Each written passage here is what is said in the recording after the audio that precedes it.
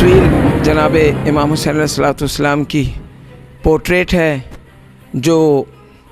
جس کی اصل وہ روم کے عجائب گھر میں ہے۔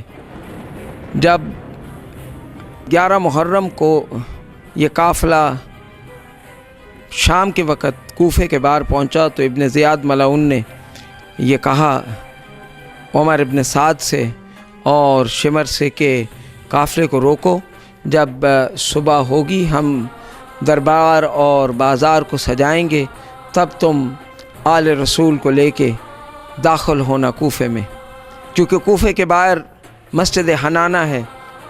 وہ مسجد حنانہ میں اس کے صحن میں انہوں نے قیام کیا۔ خولی ملعون خود جس کے پاس مولا کا سر والا نیزہ تھا، وہ راوی ہے اس واقعہ کا۔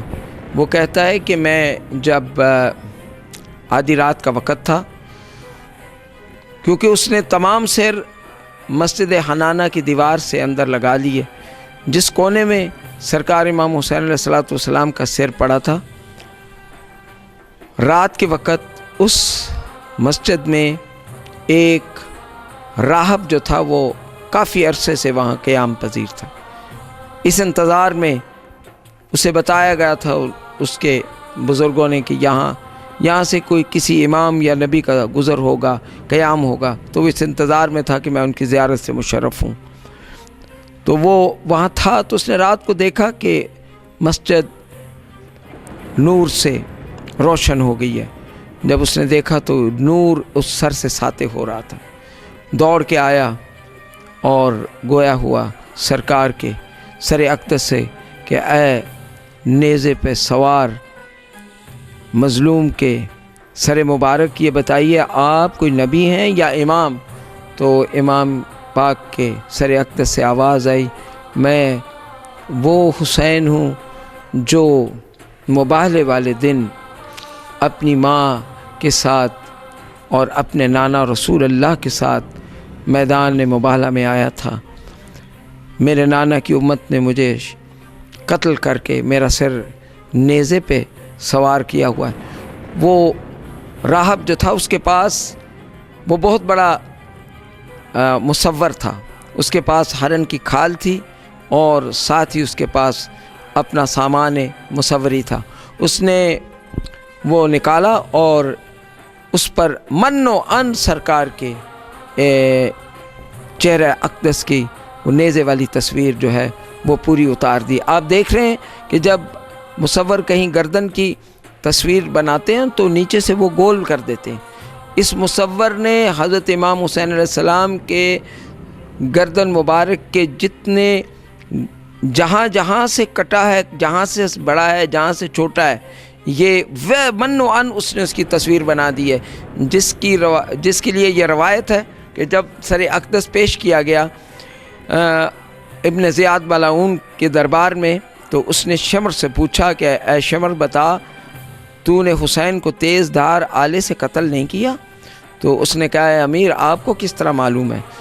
تو اس نے جناب کے ان بالوں پہ ہاتھ رکھا ہوا تھا جن بالوں کو رسول اللہ بوسہ دیا کرتے تھے، کہنے لگا کہ حسین کے گردن کا گوشت بتاتا ہے کہ تم نے حسین کو تیز دھار آلے سے قتل نہیں کیا۔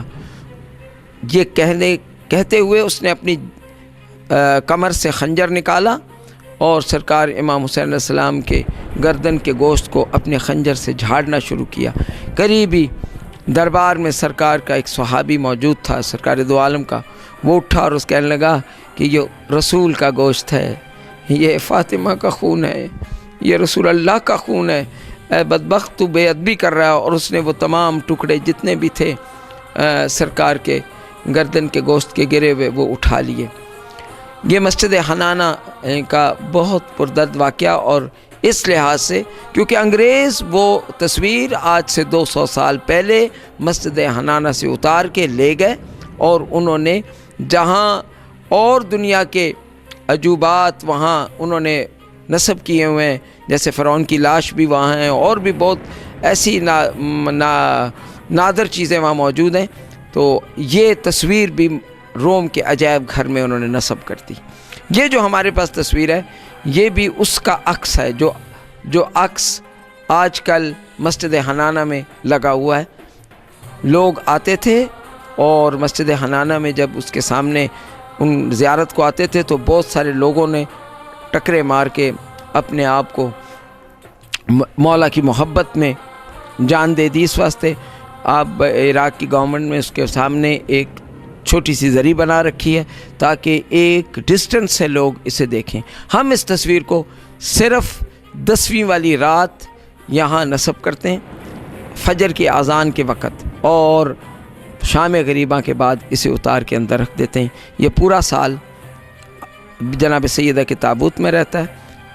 ہر 10ویں محرم کی فجر کو یہ رکھی جاتی ہے اور اس کے بعد پھر اسے واپس رکھ دیا جاتا ہے کیونکہ یہ اتنی مقدس تصویر ہے. اس کے عام دیدار کے لیے نہیں رکھا جا سکتا کیونکہ یہ خاص دن اس کے لیے معین ہے جس دن سرکار کی شہادت کا دن ہے. جاء الحق وزهق الباطل ان الباطل كان زهوقا.